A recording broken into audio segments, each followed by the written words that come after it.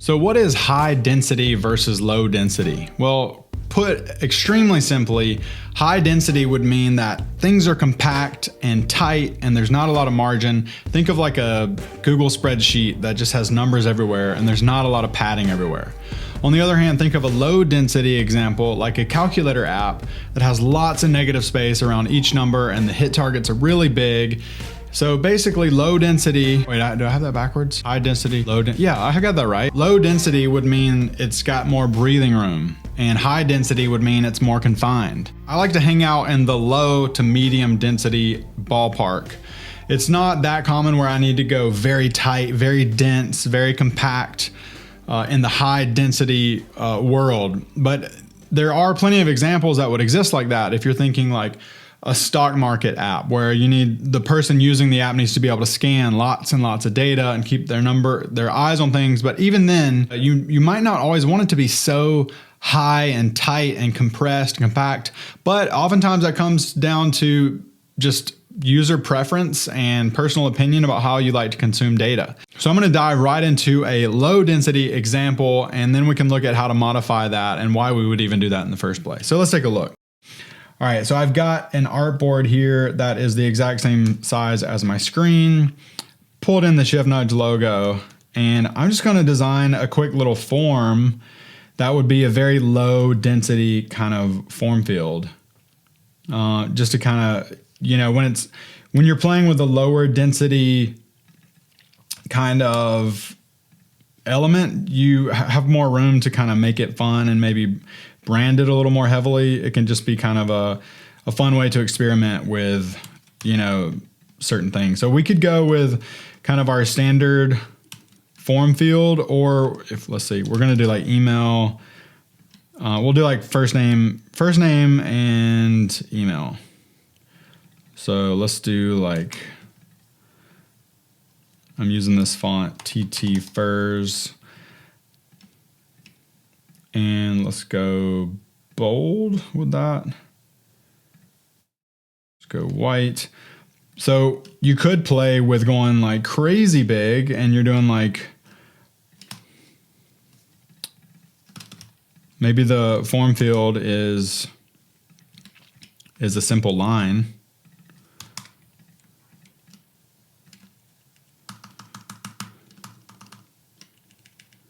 Do like 4 points.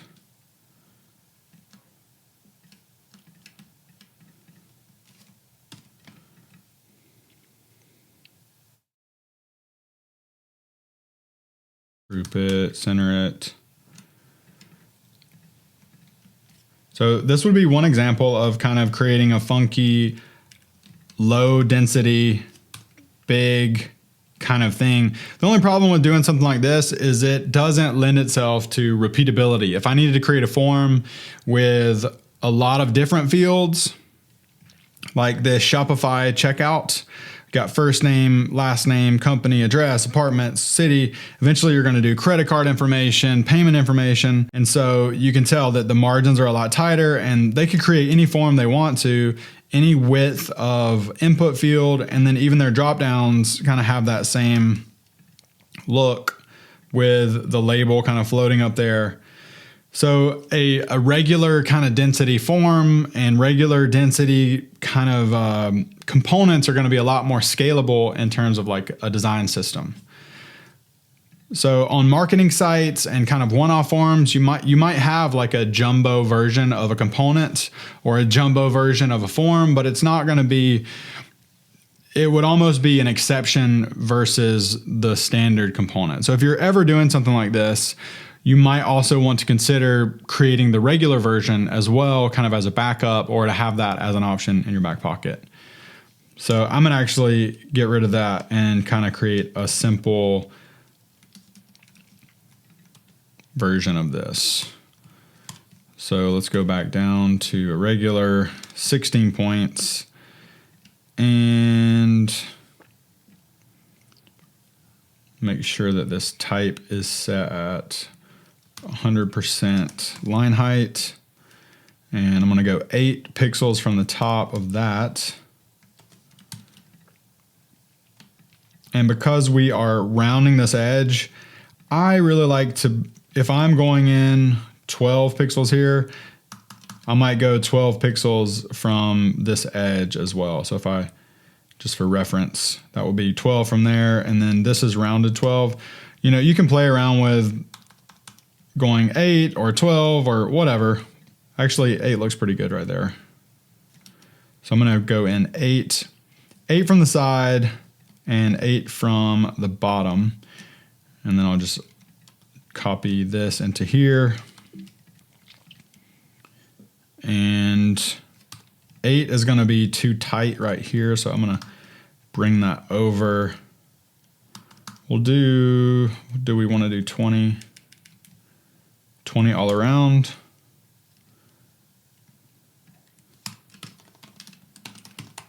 Oops.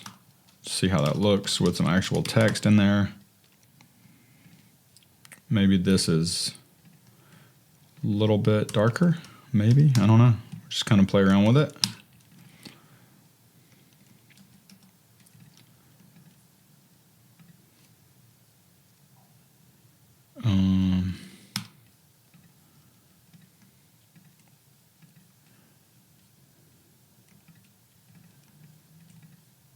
Sometimes you might want to align your label and your input, but I'm gonna leave it there for now. So I'm gonna go ahead and create a component out of this and bring it over here. So we have our master component. Well, I'll leave it on the dark background. Bring it down here, and then I'm gonna create an instance of that. That way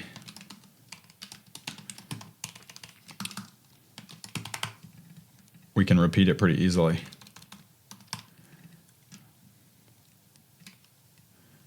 And then we'll go 1, 2, 3, 4, 5, 6, 7, 8.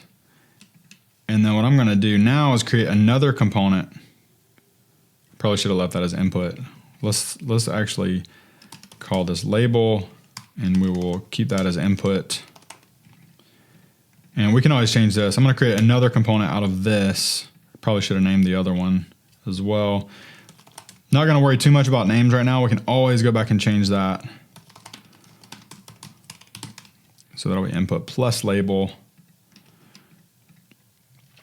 Now we have a couple of different master components. I'm gonna copy this over here now, and now we will do name. And fun fact about this, you can hit delete in a component and it will automatically hide it. So it's kind of a nice little feature. And this one will be password.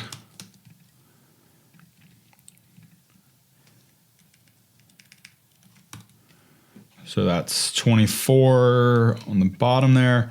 One thing you could do, and it's not really that important that you do it, but you could always bake in a little bit of your own padding into the component to kind of ensure there is a sufficient amount of density. And sometimes this is easier when they're off of a frame and they're in their own kind of frame.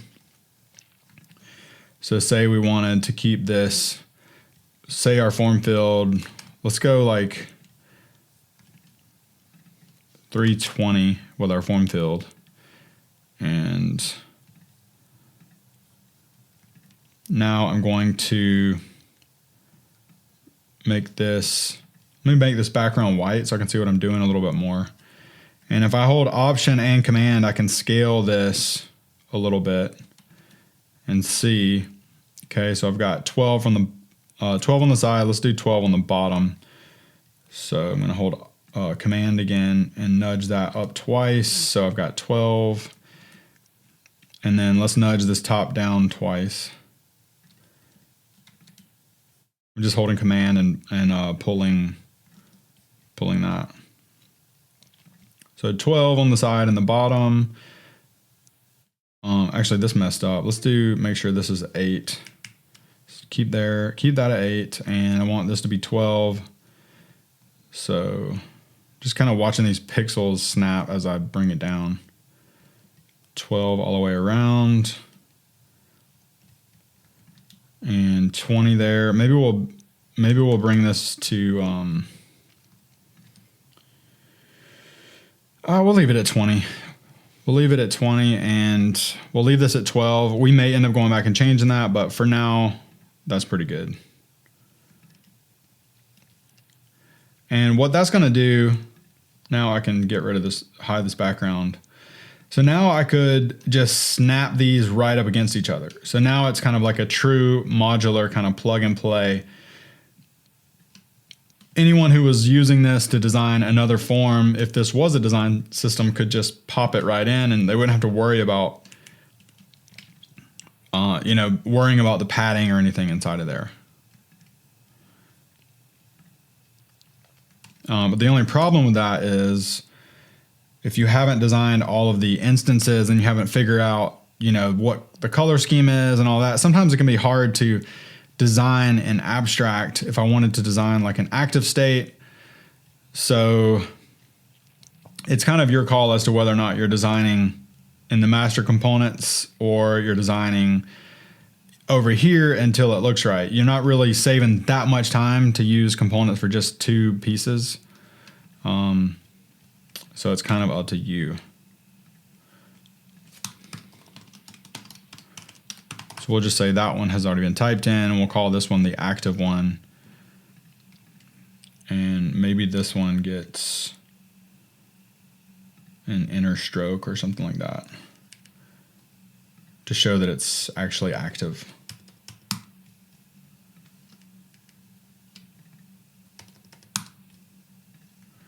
And maybe the background goes a little darker.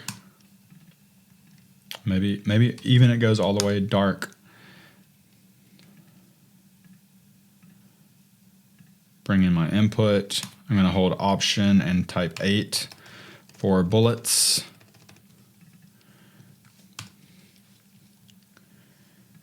And let's check out the resizing rules on this because I want this to be a little bit wider. So I'm going to click both of these and pin them to the left.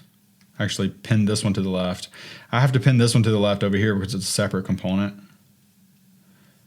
We'll go ahead and do top left on that and top left on this. And then we'll make sure this is set to scale. It is. That one's set to scale there. So now when we do this, it's kind of working, but what we also want to do is pin this to the left and the top as well. That way, if we scale our label and input, okay, that's kind of working, but we also want this to go to the right. So I'm gonna hold command and we'll select left and right and the top. So now this should scale a little bit better. There we go. So now if I wanted these to be bigger, I could just type in however wide I want them to be. So if I wanted to go 400, that would work.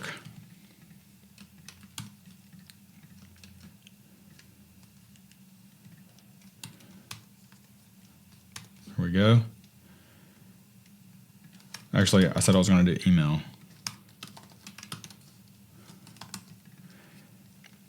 And now I'm going to have a call to action down here. So I'm going to copy this out, paste this in, move the call to action that's white.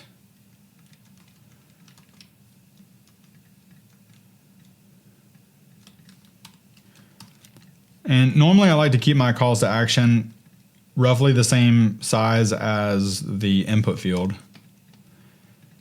Kind of keep that density about the same on the buttons and the input. Although I have gone a little smaller with calls to action and I have gone larger with calls to action. It's really kind of what fits your project. Center align that by hitting Command Option T, then select both of these and hold Control Command period to horizontally align that. And so I'm using this built-in 12 pixel padding here. So I'm going to, if I butt this right up against there, it's only going to be 12 pixels. So if I do a shift nudge and then 2 more nudges down, that will be 12 there. A lot of times this is too dense right in here. You know, we have, even though this is 12 pixels from here to here, you have to factor in the negative space right in here in terms of like the overall look. So we might want to bring that down a little bit just to make sure that it's looking pretty good.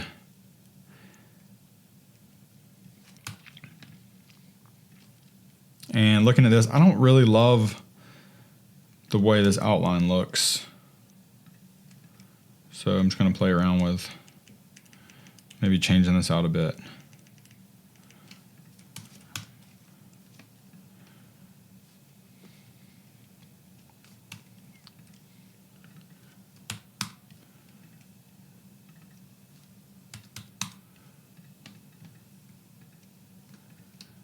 Maybe these are a little smaller.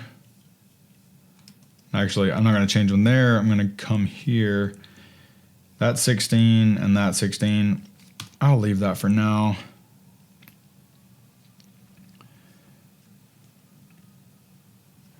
And then if I wanted to, I could create a component out of this. Or actually, before I do that, we could try also to see, you know, do we like the left align button, or should we align that there? I'm kind of thinking with this simple form, and this is already centered, that the full width button feels pretty good. We could also play with a pill shape. That's kind of nice if we're balancing this icon with that shape.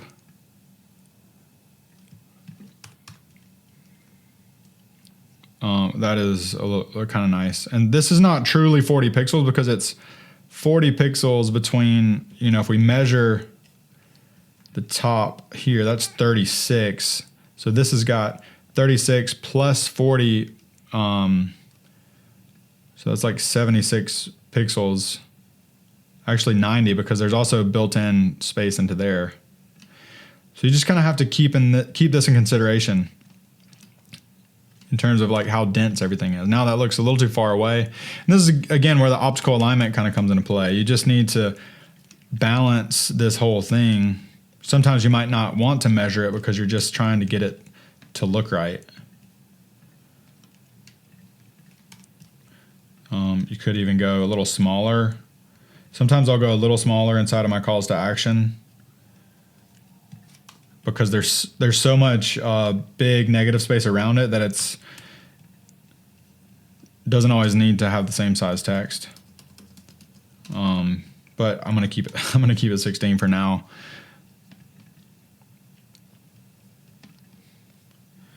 And we could also experiment with putting this whole thing in a little bit of a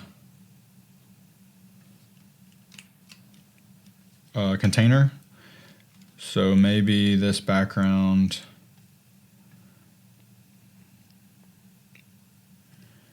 is like a darker color.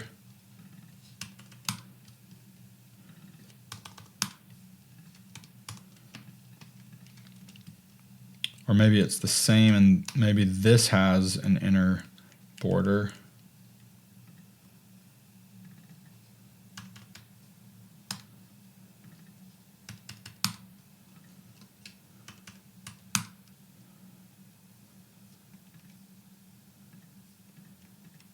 What is the background here? Background is at 1.5. Go a little bit darker with that and then make this a little bit lighter. And let's maybe tighten that up a bit. Let's see, that's 56. Make that 40. Maybe that needs to be 32. And again, I might go back and decide that this needs to stay full width. After all,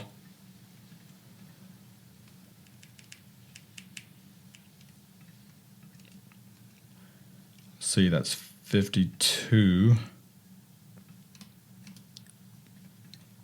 So I've got this side padding, which I do not have on this button. So if I wanted to, I could go ahead and create this as another component, bring it over here. We'll call this CTA. And there's really two ways to do this. You could create the component and then try to hold Option and Command and then get your 12 pixels of padding on there.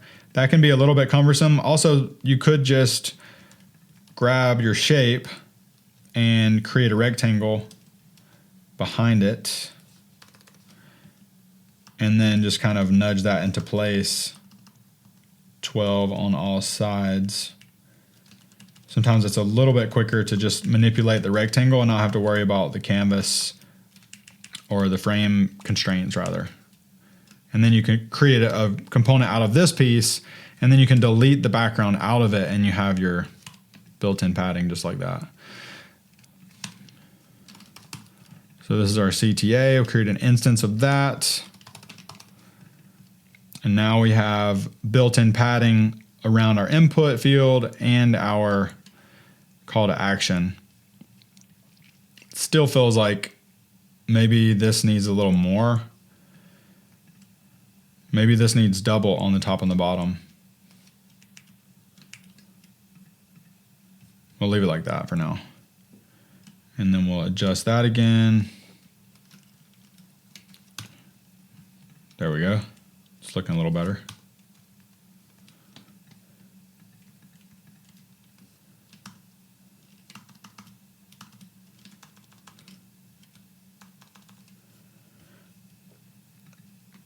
All right. Now, this is definitely a way to do it, but it's proving a little, I don't want to be committed to this 12 pixel padding forever, and it's kind of hard to go back and forth. So I'm going to just select both of these and hit this little button here that's going to pop all of the constraints and take it all out.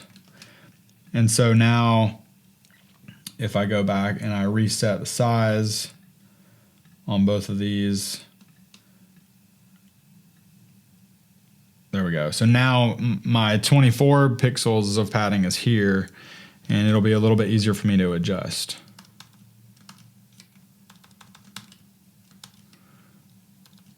Maybe we'll do 36 on the sides.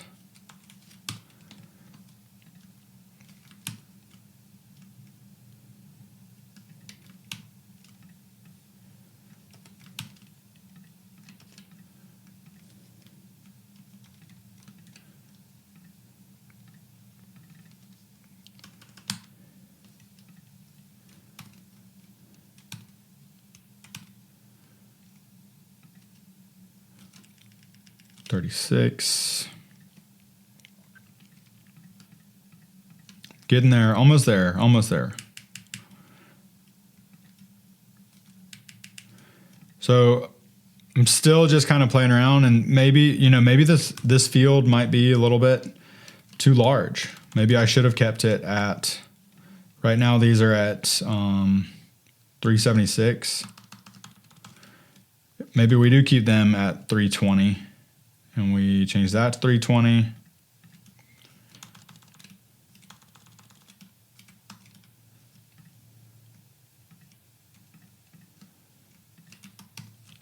Just got to move it around until it feels right.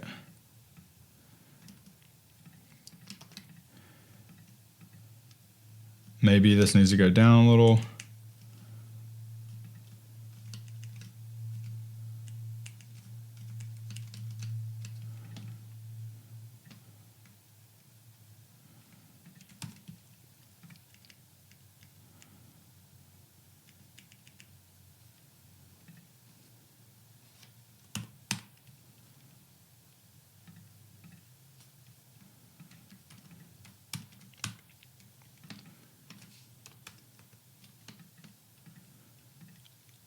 All right, I think I'm liking it better without the border. Maybe there's like a black drop shadow on this thing. Let's do like a 40 pixel blur, 20 pixel Y, and then maybe this is 80 and this is 40, and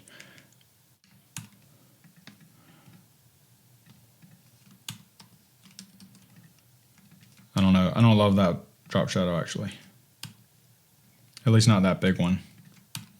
Not for this one. I don't know. I mean, you could kind of keep playing with that.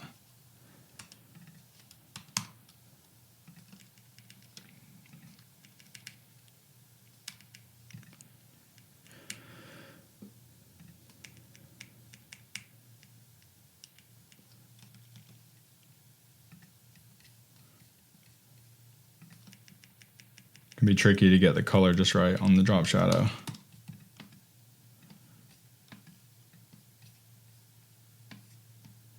But it's not working great right now, so I'm gonna just go ahead and remove it. And maybe I'll play with this color here.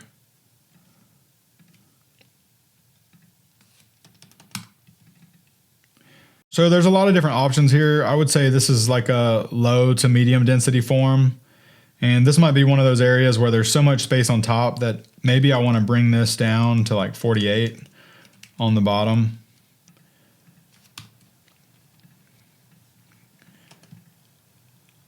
But then from here, I could make a duplicate of this and make these, you know, a little bit larger if these weren't components. So I might take that form and I might make another version of that and kind of tighten everything up. Instead of using 36, I might try to squeeze it into 24. And then from the input fields, instead of doing like a 20 pixel indentation, I might do an 8, or I might do a 32, and you can expand to make it larger or smaller, kind of depending on kind of what you are gravitating towards. You know, at the end of the day, you need to be happy with your design, and it needs to serve the needs of the thing that you're designing for. So you need to, as long as it is working for the project that you're designing for, that's your number one goal, is to make it work for that. And your personal preferences can come in just underneath that, as long as you're hitting that goal first. So for homework for this example, I want you to design a similar form that's just got like 1 or 2 fields. It can be name and email, or it can be a login, whatever you want to do. You can recreate some of your favorite logins, or, you know, just pick any simple form field login and try to design some labels, input field, call to action, and do like 3 different versions of the same thing. One that's like really high density, one that might look a little bit too tight, and then do a medium, more comfortable density. And then for your third one, do a larger, big, open and airy kind of form field. Bonus points if you want to do active state, a default state, an error state, maybe even like a success message or an error message inside of this simple form. But what I want you to focus on mainly is just the density of the form field. You know, are you using those tight spacing, or are you using a little bit larger? And you might find yourself gravitating the same way I do to the kind of more breathing room, more space, but you have to just do it carefully, because if you go too big, then the forms are going to be crazy big. And this is going to work for any other component that you're designing for, not just form fields. So let's get those form fields designed and get some feedback and get going.